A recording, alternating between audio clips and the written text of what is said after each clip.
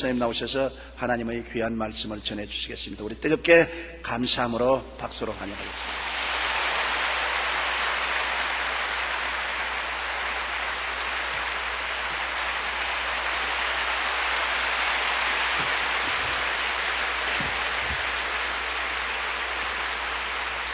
할렐루야! 우리 하나님께 큰 박수 올려 드리십시다. 아멘.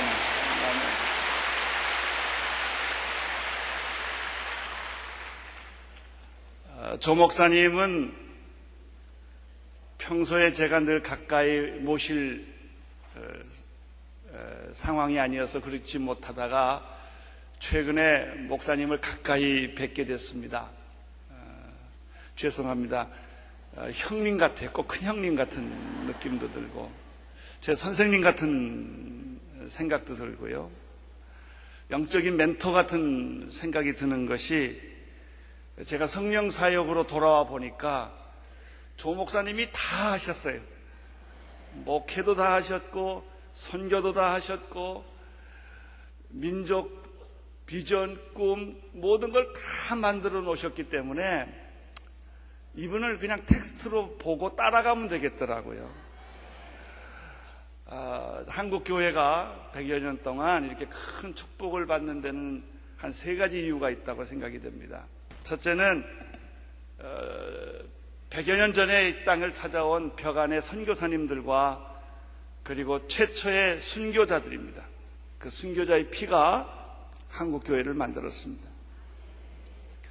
두 번째는 이 땅에 농촌, 어촌 곳곳에 눈물을 흘리며 애통하며 목회하는 많은 목회자님들과 5만 명이 넘는 그 목회자님들과 선교단체들의 눈물의 씨 뿌림이 한국교회를 만들었다고 생각해요.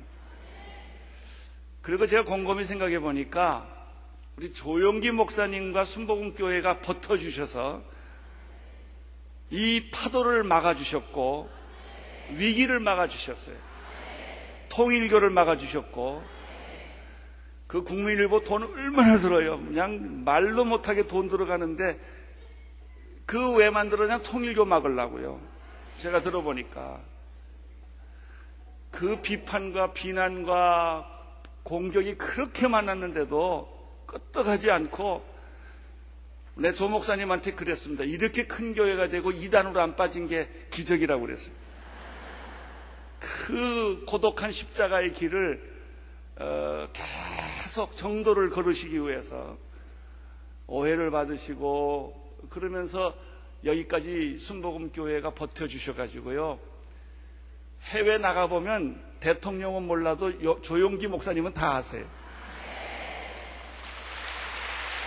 그래서 사실은 제 마음속에 선생님으로 멘토로 이렇게 늘 존경하는 마음으로 있었는데 오늘 이 자리에 여기 같이 여러분과 만나서 이 4차원의 영성의 비전을 나누게 된 것을 먼저 하나님께 감사를 드립니다.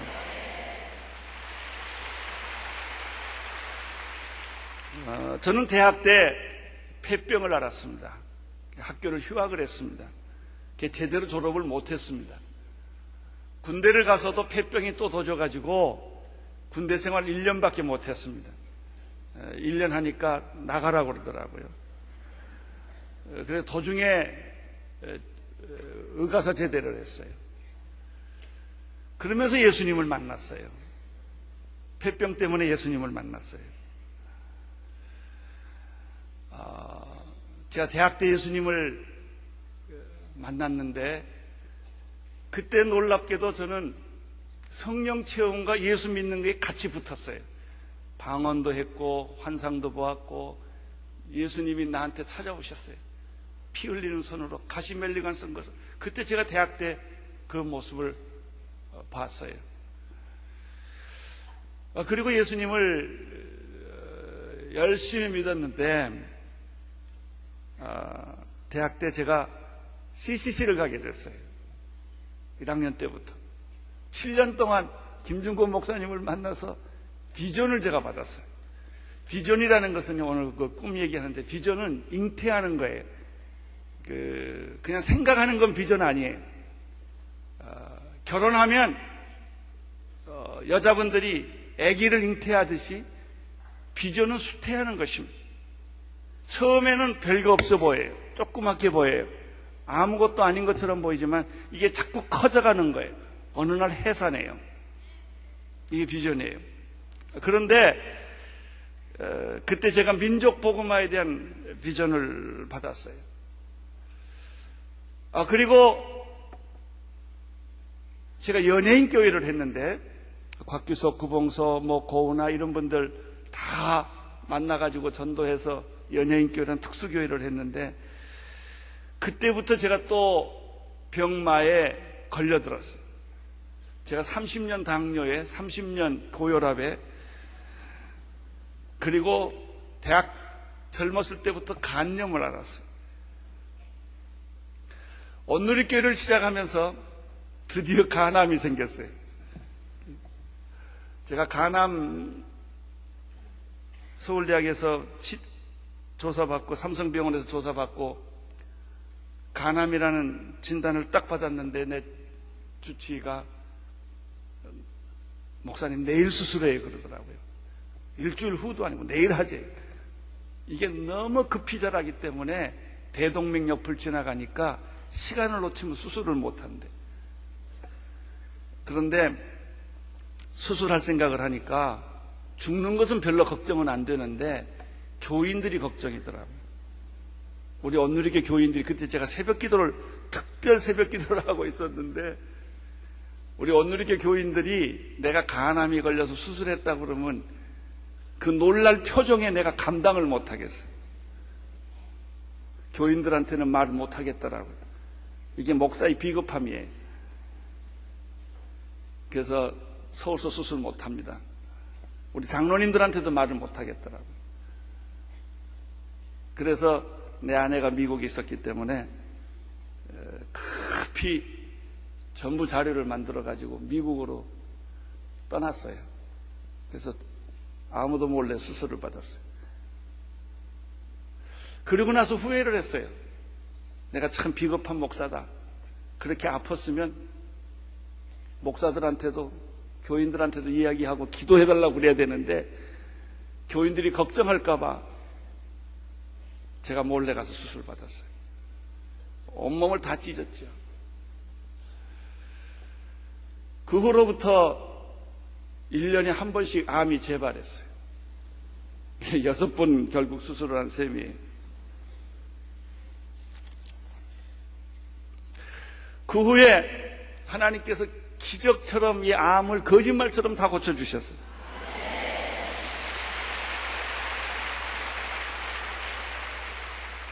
의사 선생님들은 예수를 안 믿으니까 저 만나면 You are lucky 그래요.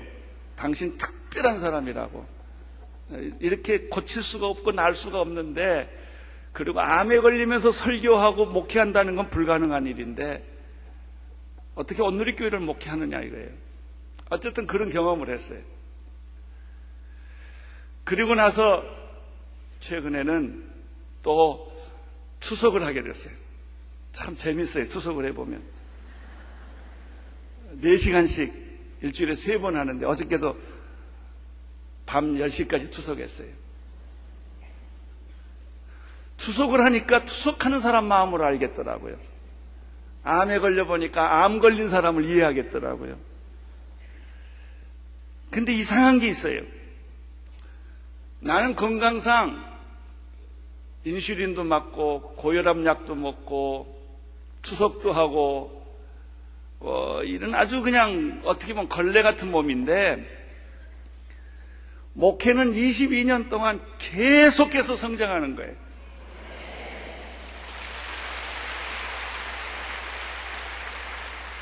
두란노 하지요. CGN TV 하지요. 그 다음에 이번에 러브 소나타 일본에 들어가지요. 내가 계획을 하나님이 세워놓은 걸 이렇게 보니까 정상적인 사람도 할 수 없는 일들을 잔뜩 세워놨어요, 계획을. 내가 해석이 안 돼, 해석이. 그래서 제가 조영기 목사님을 여쭤보고 물어봤어요. 이런 건 어떻게 된 겁니까? 그러니까 조 목사님이 이렇게 말씀한, 당신이 기도하면 다른 사람 병 다 낫지. 그래. 그렇다고. 근데 당신 병은 안 고쳐주지. 그래.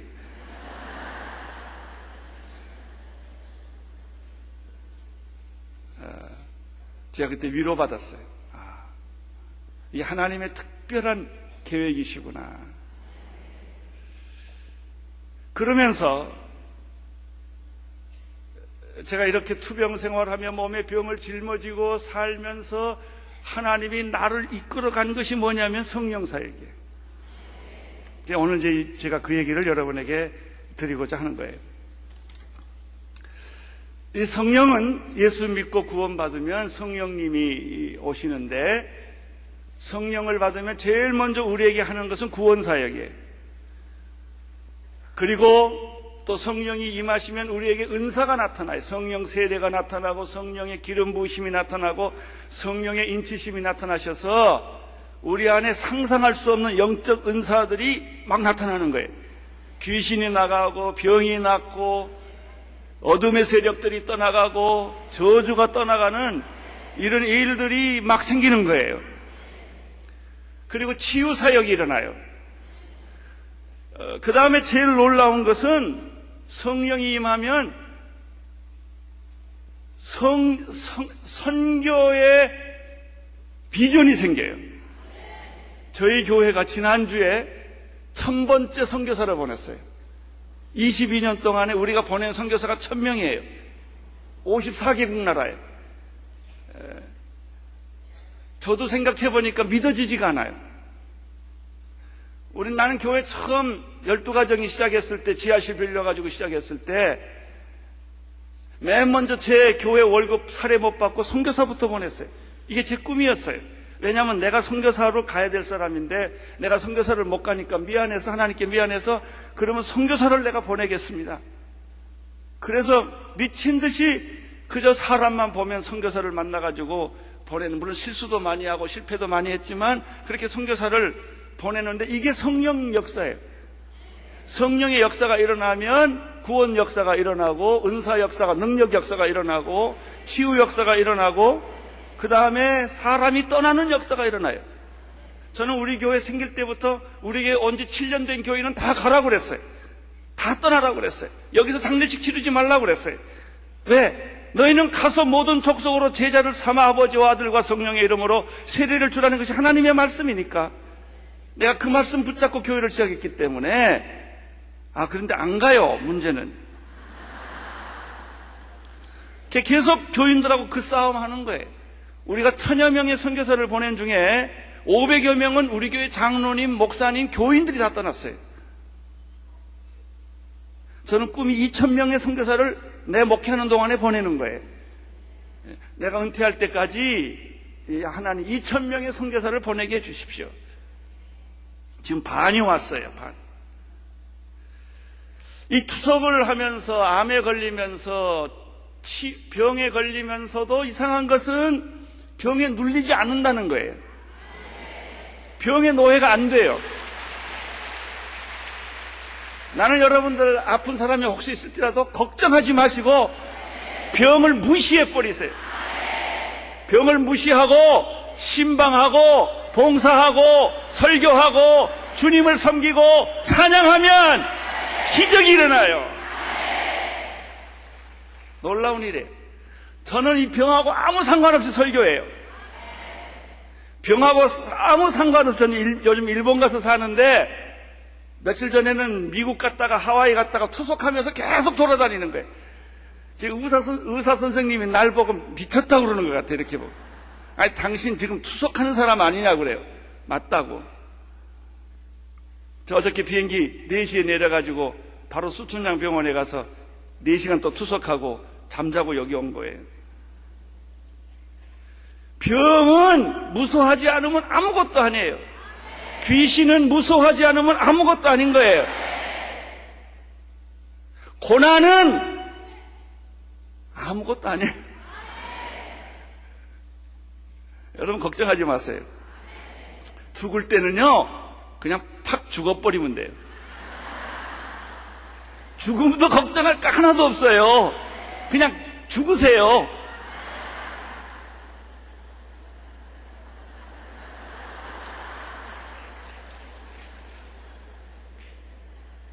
죽음은 영혼을 여는 문이에요.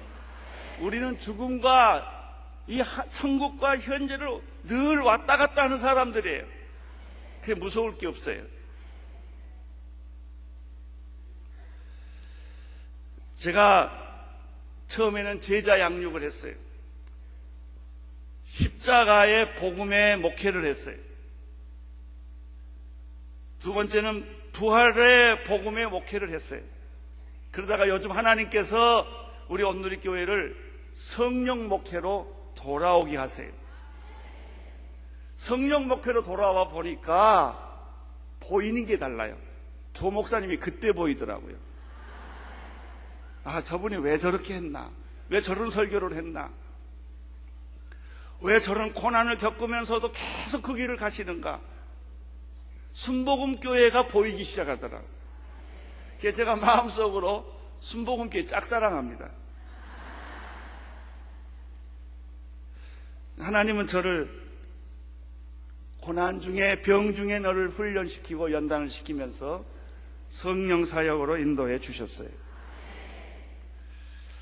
제가 1차 경고를 받은 적이 있는데 70년에 건강이 나빠져서 더 이상 목회를 할 수가 없어서 안식년을 가졌어요. 하와이를 갔어요. YM을 갔는데 하와이 섬에 딱 도착하니까 하나님이 저한테 아주 폭포수 같은 말씀을 하래요. 성령 사역으로 돌아가라 그래요. 제가 그때는 성령 사역 안 하던 때예요.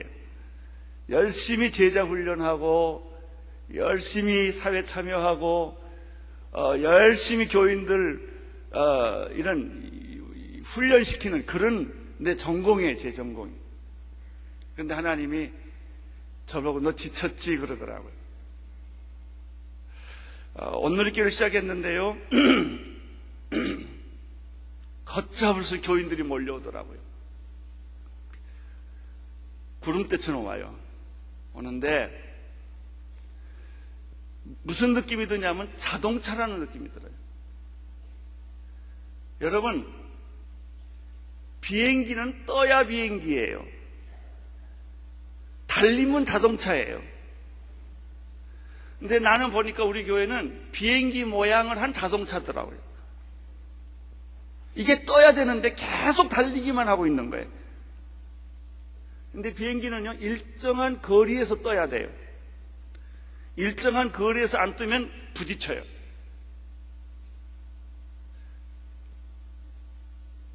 독수리가 날듯이 성령과 말씀으로 두 날개를 치면 비상하게 돼 있어요. 그거를 제가 1970년에 하와이에 가서 하나님으로부터 경고를 받았어요. 성령 사역으로 돌아가라. 성령 사역으로 돌아가라. 1년 동안을 그 메시지를 들었어요. 제가 안식년 하면서. 교회 돌아오자마자 우리 장로님들 다 모아놓고 그냥 선언을 했어요. 목사 장로님들, 나 성령 사역으로 갈 겁니다. 우리 교회, 우리가 장로교지만 그것과 상관없이 난 성령 사역 갈 겁니다. 그리고 성령 집회를 했어요. 그런데요, 우리 교회 생긴 이래로 난 그렇게 많이 모인 거 처음 봤어요. 강대상까지 사람이 꽉 차고 방이란 방에 사람들이 다 찼는데 결론이 뭐냐면 우리 교인들이 성령을 그렇게 원했던 거예요. 근데 성령님에 대해서 모르는 건 목사만 모르고 교인은 다 알고 있더라고요.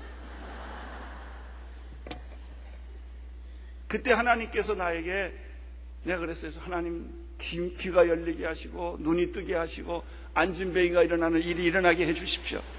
근데 그 집회 때 귀가 열리고 눈이 뜨고 안진뱅이가 일어나는 일이 진짜 일어났어요. 그때부터 온누리 교회가 비상하기 시작했어요. 하나님, 나에게 청년을 2,000명만 주십시오. 세계를 당신 앞에 드리겠습니다. 그랬더니 한순간에 청년들이 2,000명, 10,000명씩 오기 시작해요. 저는 비전이라는 게 이렇게 무서운 줄 몰랐어요. 12가정이 모였을 때 내가 그 기도했거든요. 근데 지금 보니까, 돌이켜보니까 저희들은 청년만 15,000명이 와 있어요. 이 사람들이 다 어디서 왔는지. 나는 주일날 설교하러 올라가면요, 저 뒤에 이렇게 교인들이 오는데 보면요, 구름대처럼 와요. 저 사람들이 분명히 내 설교 들으러 오는 건 아닌 것 같고, 다 자기는 자기 실력을 자기가 알잖아요. 주여, 저 사람들이 어디서 옵니까? 그것도 다 방이 없어서 비디오로 예배를 드리는데도 그렇게들 몰려오는 것은 무슨 지남철이 끌려오는 것 같아요, 사람들이. 그런 걸 경험을 했어요. 성령 사역에 대해서 제가 2차 경고를 받은 것이 암이에요. 간암을 내가 수술을 받게 됐을 때 하나님께서 또 성령 사역으로 돌아가라는 거예요. 내가 목회하는 거 아니다. 내 힘으로 하는 거 아니다. 하나님의 능력으로 하나님이 목회하는 것이다. 성령님이 목회하는 것이다. 그런데 제가 일 중독자거든요. 너무 일을 좋아해서 밤낮 없이 일하는 사람이에요, 제가. 하나님이 그걸 원하지 않으세요. 그냥 어떻게 해요, 그래도 그냥 그렇게 됐는데. 그래서 6번씩이나 내가 암 수술을 한 거예요. 또 조사해보면 암이 재발돼 있고, 또 조사해보면 암을 또 뜯어내고, 또 뜯어내고, 또 뜯어냈어요. 그러면서도 항암제는 안 맞았어요. 내가 항암제 맞으면 나는 못 살아요. 하나님은 그건 안 맞게 해주세요. 세 번째, 또 하나님이 경고하셨어요. 제가 그래서 죽을 힘을 다해서 성령 사역으로 가려고 하는데도 율법적인 요소가 나에게 있어요. 전통적인 요소가 많이 있어가지고, 이게 처음부터 순복음께서 자랐으면 그러지 않을 거예요. 또 투석을 하는데, 투석을 하는 것이 내가 지금 무슨 메시지를 듣냐, 하나님이 성령 사역으로 돌아가라, 성령 사역으로 돌아가라, 그런 거예요. 여러분, 교회의 미래는 성령 사역이에요. 이걸 붙잡으면 살고 이걸 놓치면 죽습니다. 예수님의 경우는 어떤가? 예수님이 30세 동안 준비하셨다가 이제 공생애 시작할 때 마태복음 3장 13절에 보면은 이때 예수께서 갈릴리로 가서 요단강에 가서 세례 요한에게 세례를 받으러 갔다고 그랬어요. 예수님의 공생의 시작은 이상해요. 빵바루를 울리며 멋진 행진을 하며 기가 막힌 시작을 한 게 아니에요. 세례 요한을 찾으러 갈릴리의 요단강에 가신 것이 시작이었어요. 그럼 예수님이 왜 세례 요한을 만나러 갈릴리로 가셨을까? 요단강으로 가셨을까? 간단해요. 세례 받으시려고. 여러분, 세례 요한이 세례를 받거나 주는 건 돼요. 근데 예수님이 세례 받는 건 안 돼요. 그가 하나님이신데, 죄가 없으신 분인데 왜 세례 받아요? 세례는 죄 있는 사람이 세례 받는 거예요. 죄 없으신 예수가 공생의 시작을 세례 받으러 가셔서 공생애가 시작됐단 말이죠. 세례 요한한테 가서 그랬어요. 나한테 세례를 달라. 마태복음 3장 14절에 보면 요한이 말려 가로되 내가 당신에게 세례를 받아야 할 터인데 당신이 내게로 오십니까?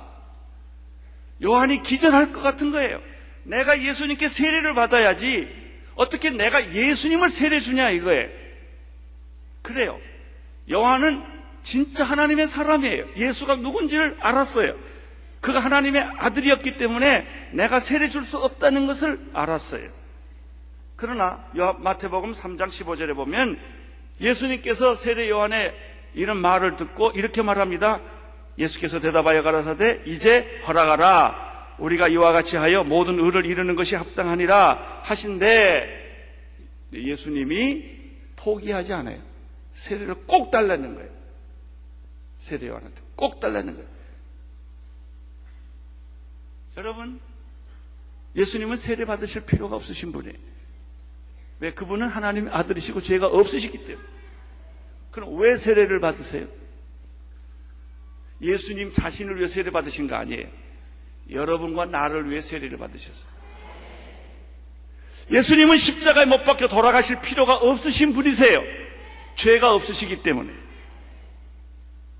저주를 받으신 분이 아니시기 때문에. 예수님은 하나님의 아들이기 때문에 세례 받으실 필요가 없었어요. 그러나 예수님이 우리를 위해서 십자가를 지셨어요. 구원의 시작은 세례요, 구원의 완성은 십자가예요. 세례 받으실 필요가 없으신 예수님이 우리를 위하여 먼저 세례를 받으시고, 십자가를 지실 필요가 없으신 예수님이 우리를 위하여 십자가를 받으심으로 구원을 완성하신 거예요. 예수님은 온 인류를 대신해서 인류의 죄를 위하여 그가 몸소 세례를 먼저 받으심으로 구원 사역이 시작이 돼요. 세례 요한은 기절할 것만 같은 거예요.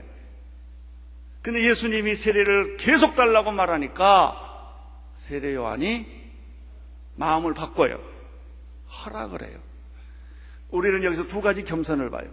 세례 받으실 필요가 없으신 예수님이 세례를 받으신 것이 예수님의 겸손이요. 세례 줄 수 없는 요한이 예수님이 명령하시기 때문에 세례를 주는 것이 세례 요한의 겸손이에요. 여러분, 우리가 자격 있고 능력이 있어서 주님께 봉사하는 거 아니에요. 돈 있고 건강하고 능력이 있어서 내가 주님께 드릴 게 있어서 봉사하는 거 아니에요. 여러분 재직들이신데 여러분이 무슨 할 만한 가치가 있어서 드리는 거 아니에요. 주님이 하라고 그러니까 하는 거예요. 자격도 없고 돈도 없고 건강도 없고 내가 갖추어진 것은 아무것도 없지만은 예수님이 세례 요한에게 나한테 세례 달라라고 말하니까 두렵고 떨리는 마음으로 세례 요한이 세례를 줬단 말이죠. 그런 일이 오늘 여러분에게도 있게 되기를 바랍니다. 그게 봉사예요.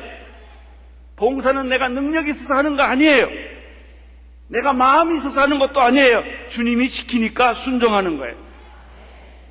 나는 당신에게 세례 줄 만한 인격도 인간도 자격도 없지만 주님이 주시라고 하시니까 내가 두렵고 떨림으로 나는 순종하겠습니다 라고 세례 요한이 세례를 줬단 말이죠.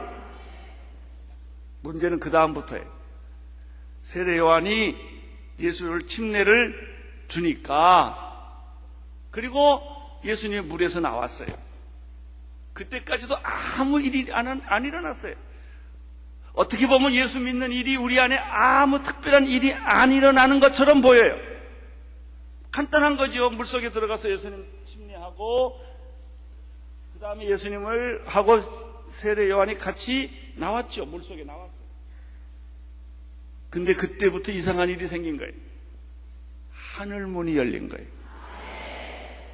하늘문이 열렸다는 것은 하늘과 통했다는 거예요. 하나님이 허락했다는 거예요. 예수 그리스도께서 그가 죄 세례를 안 받아도 되는 분인데 온 인류의 죄를 대신해서 스스로 먼저 세례를 받으셨기 때문에 하늘문이 열린 거예요. 세례 요한은 세례 줄 자격이 없었지만은 예수님이 세례를 달라고 하니까 그냥 믿음으로 세례를 주신 거예요. 그리고 올라오니까 하늘문이 열려요. 나는 여러분에게 하늘문이 열리기를 축원합니다. 나는 순복음교회 하늘문이 열려서 예수님의 이 모든 능력과 축복을 온 세계에 전하는 축복된 성도들 교회가 되기를 축원합니다.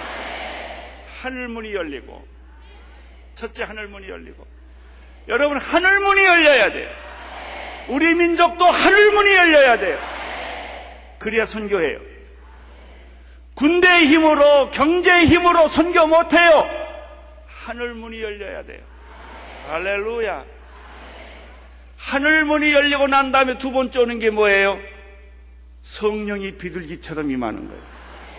이게 성령의 터치예요. 성령님이 예수님 머리 위에 비둘기처럼 임재하기 시작했어요. 예수님은 성령으로 잉태하신 분이에요. 그런데 예수님의 공생애가 시작되는 바로 그 순간에 어떻게 시작됐느냐? 세례를 받음으로 하늘문이 열리고 하늘문이 열림으로 성령님이 예수님을 터치한 거예요. 예수님 안에 들어간 거예요. 예수님의 임재 안에 성령님이 오신 거예요. 이때부터 예수님은 말씀이 달라지고 행함이 달라지고 걸어가는 게 달라지고 모든 게 달라져요. 그 기점으로 해서 그 이전에 30세까지 살아왔던 거하고 앞으로 살아야 할 3년하고는 하늘과 땅같이 다른 거예요. 예수님은 28세도 있었고 29세도 있어요. 근데 그때는 아무 일이 안 일어나요. 언제부터 일어나느냐?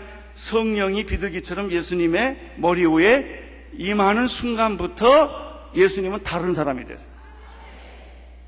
여러분, 오늘 우리가 예수 믿고 구원받았지만은 성령님의 터치가 여러분에게 이 시간에 오는 순간부터 여러분의 기도가 달라지고 생각이 달라지고 말이 달라지고 꿈이 달라지고 인생이 달라지는 거예요.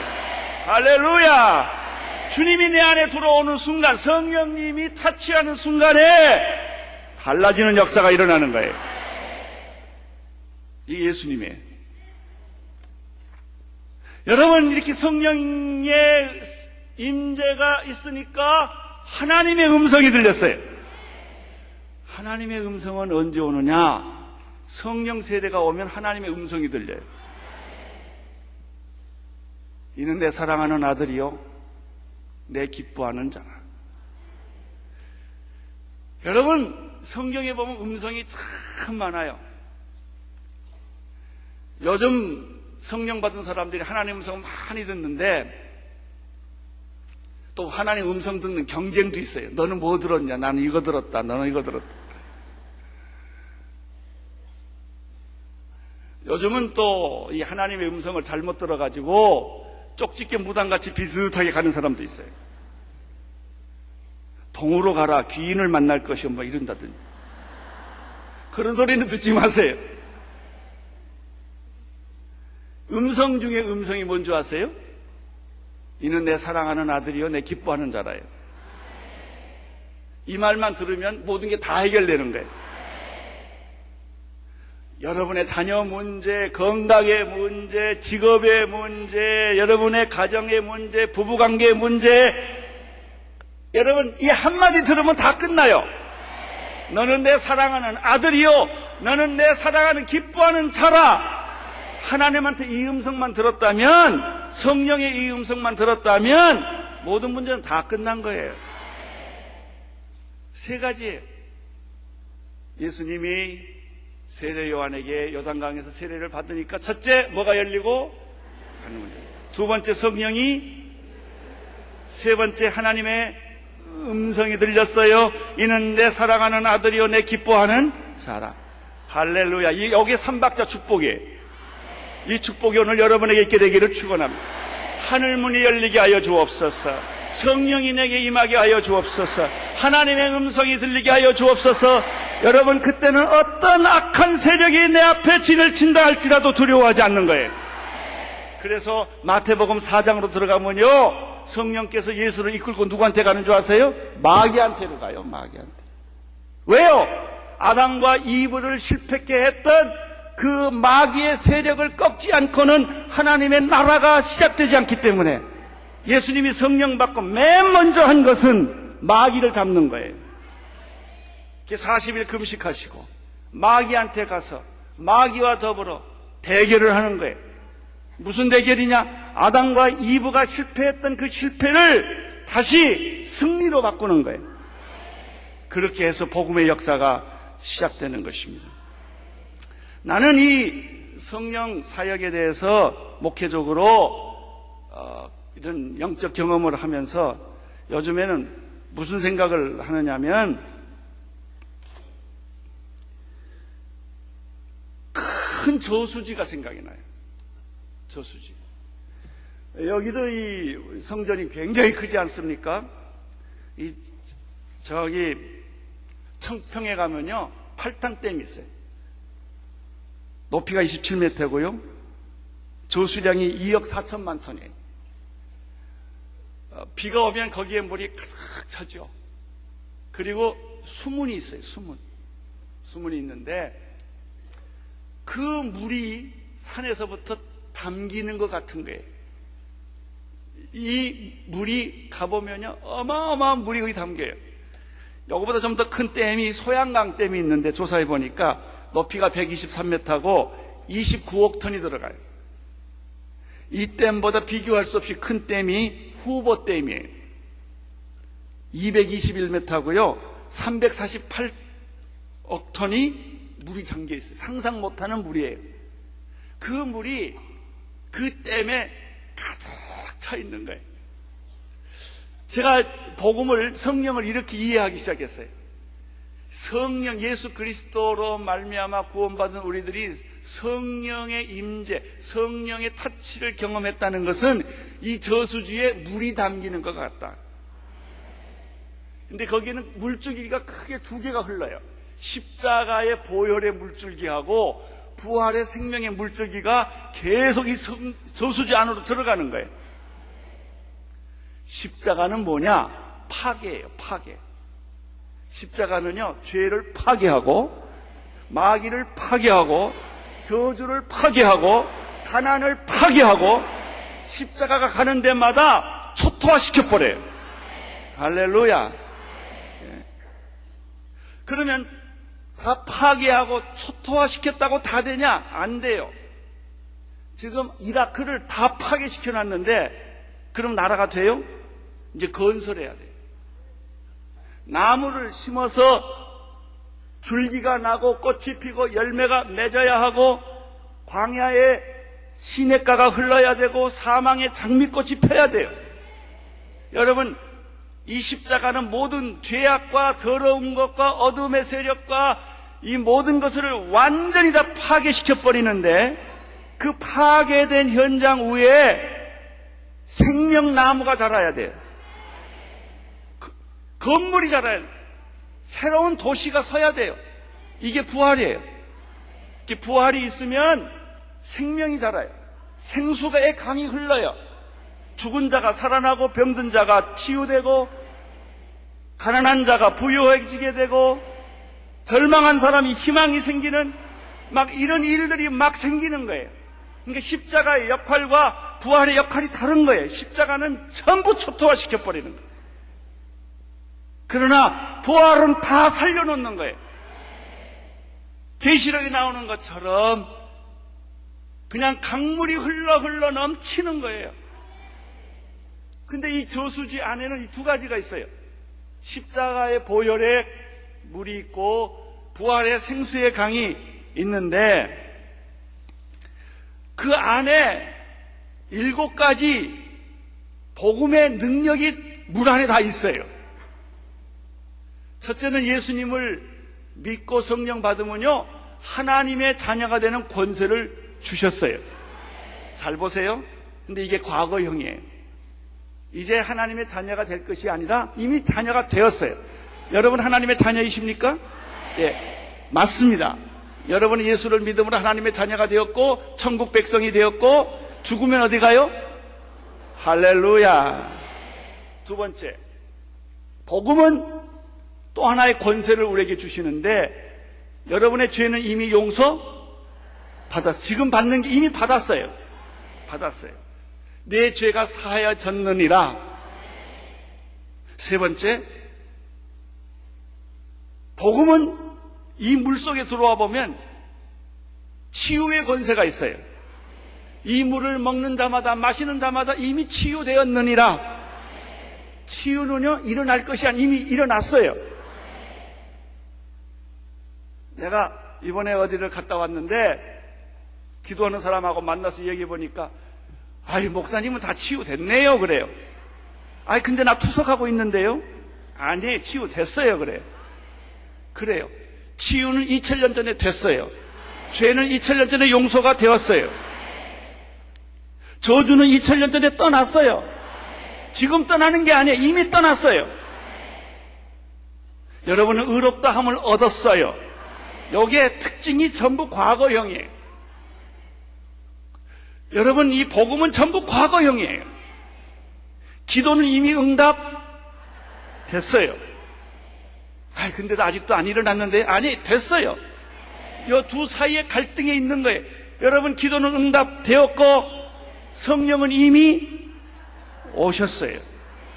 저주는, 가난은 떠났어요. 죄는 용서되었어요. 여러분, 또 치유는 이미 이루어졌어요.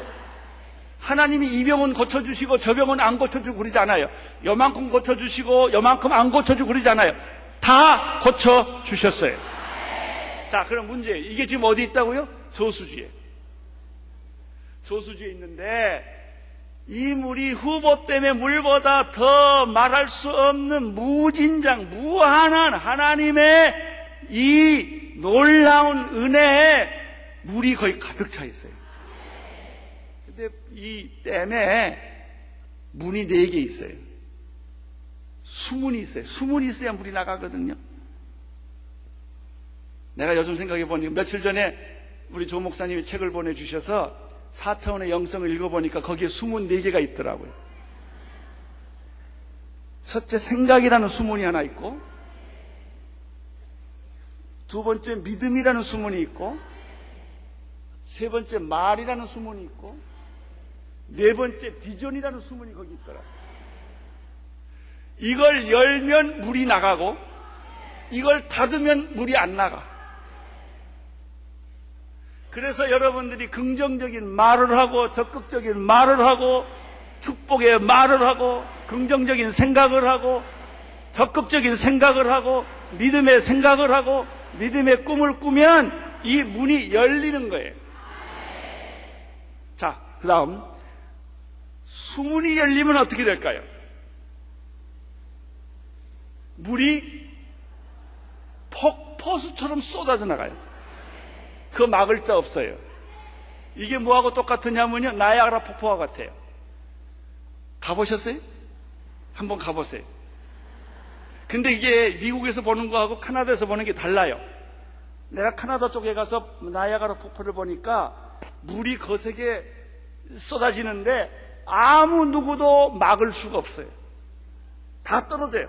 백원 사람이건 그 엄청난 물이 24시간 1년 12달 계속 쏟아지는데 상상을 못 하겠더라고요. 그런 물이 브라질에 가면 이과수의 폭포가 또 그래요. 더 커요. 여러분, 지금 여기 위에 하나님의 저수지가 있어요. 수문을 여는 순간에 그 물이, 생수가 여기에 다 쏟아져요. 여기 있는 사람 다 덮어요. 믿음이 있건 없건 상관없이 다 덮어요. 오늘 하는 그런 일이 여기 일어나기를 바랍니다. 그 생수 안에 있는 하나님의 자녀가 되는 권세, 죄사함의 권세, 치유의 권세, 회복의 권세, 의롭다함을 얻은 권세, 기도의 권세, 성령 세례의 권세가 물 안에 다 있어가지고 그 물이 폭포수처럼 쏟아져 버리는 거예요. 이게 부흥이에요. 부흥은 물을 내가 끄집어 드는 게 아니에요. 쏟아져요. 쓰나미처럼 오는 거예요. 태풍처럼 오는 거예요. 토네이도처럼 오는 거예요. 그래, 오늘 이 시간에 그런 일이 일어나는 거예요. 4개의 수문이 있어요. 생각을 열어야 돼요. 말을 바꿔야 돼요. 믿음이 있어야 돼요. 꿈이 있어야 돼요. 그러면 그 뒤에 있는 하나님의 복음의 능력의 물길이 쏟아져 나가는 것입니다.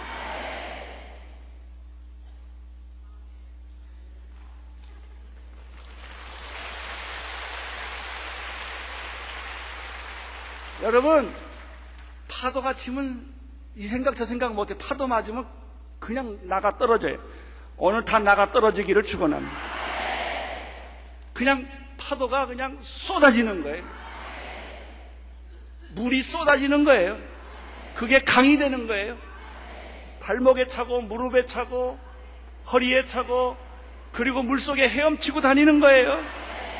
그러면서 그 안에 있는 죄사함의 권세, 치유의 권세, 회복의 권세, 기도의 권세, 성령의 능력의 권세가 머리끝부터 발끝까지 다 뒤집어 써버리는 거예요. 할렐루야. 그런데 내가 이번에 여행하다 또 하나 느낀 게 있어요. 요즘에는 그 테러 때문에요, 비행기 타는 게 아주 조사가 심해요. 검사가.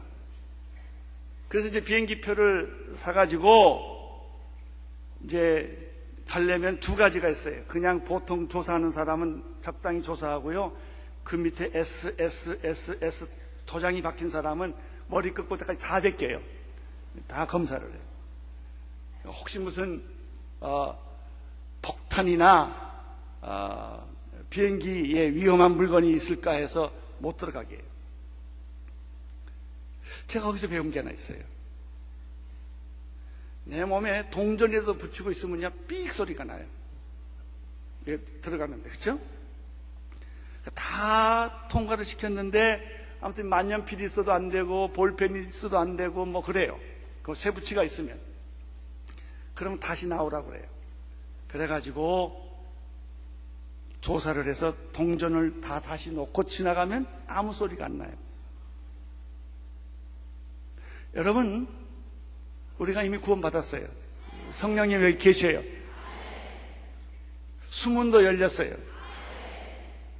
그런데 왜 안 일어날까? 삐소리가 나서 그래요. 삐소리가 난다고 안 가는 건 아니에요. 다시 나오라고 그래가지고 그 쇠붙이 있는 걸 다 빼야 돼요. 그러면 들어가는 거예요. 여러분 이미 구원 받았어요. 천국 가요. 여러분 응답 다 됐어요. 근데 문제가 안 풀려요. 주머니에 있는 쇠붙이 빼야 돼요. 그 쇠붙이가 뭔지 아세요? 세 가지예요. 첫째, 고백하지 않는 죄예요. 그건 여러분이 아셔요. 내 안에 집사건, 권사건, 목사건, 장로건 간에 걸리는 게 있어요. 그거 빼야 돼요. 옆에 있는 바구니에다가 그거 빼서 넣어야 돼요. 이렇게. 또 하나 있어요. 용서하지 못하는 마음. 남편에 대해서, 아내에 대해서, 자녀에 대해서, 내 자신에 대해서 분노와 용서하지 못하는 마음이 있으면 통과가 안 돼요. 그거 빼야 돼요. 오늘 하나님의 능력이 이미 준비되어 있어요. 저수지는 충만해요. 이제 여러분들이 수문을 열면 이 물이 걷잡을 수 없이 여러분들한테 지나가게 되는데 이 걸림돌을 제거해야 돼요. 나는 오늘 그런 일이 여러분에게 있게 되기를 바랍니다. 오늘 나는 여러분 안에 이 시간에 병 낫는 역사가 있기를 바라고, 귀신 나가는 역사가 있기를 바라고, 마음의 상처가 치유되는 역사가 있게 되기를 바라고, 이미 그것은 주어졌어요. 왔어요. 여기 있어요. 여러분, 수문을 열면 그게 그냥 파도처럼 우리한테 닥쳐온다니까요. 귀신을 울며 통곡하며 떠날 거예요. 그런데 내 마음에 걸리는 것이 있으면 그게 걸림돌이 돼요. 들어갔다 다시 쫓겨나요. 주여, 내 안에 분노가 있습니까? 오늘 아침에 용서하지 못한 사람이 있습니까? 오늘 아침에 하나님 앞에 남모르게 지은 죄가 있습니까? 일단 그걸 뽑아내야 돼요. 어렵지 않아요. 주머니에서 있는 쇠붙이 빼내면 되는 거예요. 그냥 빼내세요. 그러면 일어날 거예요. 눈이 뜰 거예요. 귀가 열릴 거예요. 여러분이 건강해질 거예요. 새로워질 거예요. 주여, 내가 구역장으로서 능력이 있어야 일을 하죠. 귀신 쫓는 능력과 병 고치는 능력이 있어야 되지 않겠습니까? 오늘 하나님이 그걸 주시기를 원하세요. 간단해요. 여러분, 하나님이 주시는 것이 복잡하다면 어떻게 받겠어요? 내가 요즘 보니까 하나님이 우리한테 시험 치려는데 이렇게 시험 치려더라고요. 답을 다 가르쳐주고 시험 치는 거더라고요. 하나님은 날 골탕 먹이려고 시험 치는 게 아니고요. 1 더하기 1은 뭐지? 2야, 2. 그 다음에 시험지를 줘요.